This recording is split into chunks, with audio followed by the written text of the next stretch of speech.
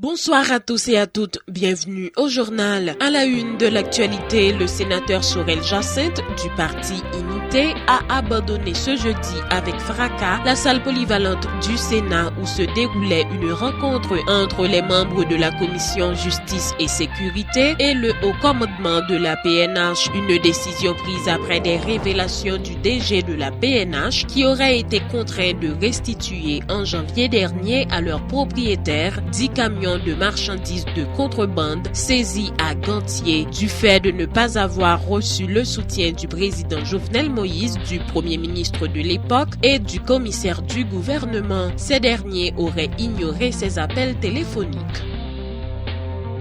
Le patron de la PNH, Michel-Ange Gédéon, confirme que les autorités judiciaires avaient remis à leurs propriétaires les camions après 10 jours en raison de la lenteur enregistrée dans le processus de contrôle par les autorités concernées. Après ces révélations, le sénateur Sorel Jacinthe a décidé de ne plus soutenir le pouvoir en place.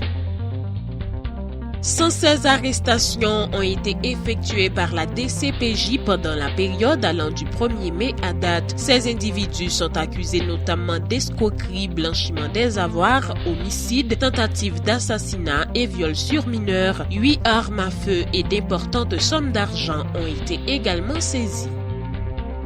À l'échelle internationale, lors d'un vote à main levée du Sénat, le Parlement français a définitivement adopté la taxe GAFA.